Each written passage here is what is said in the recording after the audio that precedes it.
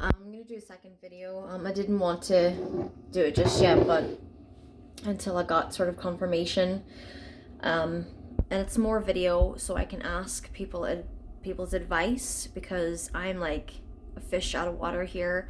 My son has sort of been experiencing allergy issues, and they sort of seem to be getting worse, where he would break out in hives all over his body, and I have no clue what causes it. Not one clue at all. He's always in his room and he'd come out to me and say, I just started it being itchy, hives absolutely everywhere. But then in October he had the hives, but he come down to me crying, Tristan, saying, I feel like I can't swallow. He says my throat's closing in, I can't breathe. So I gave him Periton, gave him his inhaler, and I just assumed it was his anxiety that was doing that. And I was able to calm him down. And then last week he had the same episode, hives all over his body. He woke me up at 1 a.m, says, I can't breathe, mommy.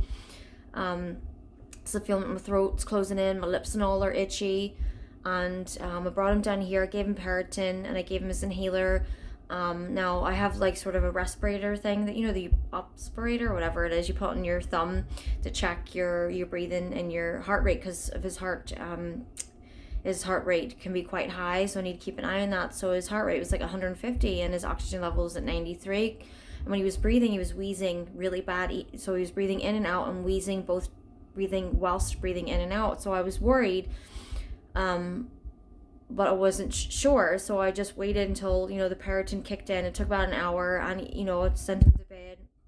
But I phoned the doctor because I knew something wasn't right, and the doctor was like, no, that's definitely not right. That shouldn't happen. That's really bad. So she says I consult the consultant at the Children's Hospital about allergies and about Tristan's case. And they rang me on Monday, and they says that it sounds like Tristan was on the verge of an anaphylaxis allergic reaction.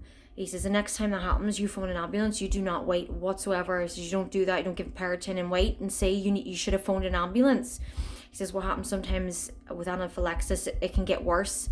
So the next time he could take it, it could be proper anaphylaxis and he'll stop breathing. So I was like, Jesus Christ, okay. So he's got an emergency appointment to speak to a consultant to try and find out what is his trigger. And he's been given an EpiPen, which I'll be picking up tomorrow.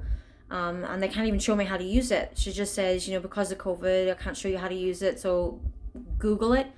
And watch a video on how to use a pen. So I'm like sitting here breaking it, because I'm like, this is serious. This is something like, this is like another thing. I'm just so scared because I don't know.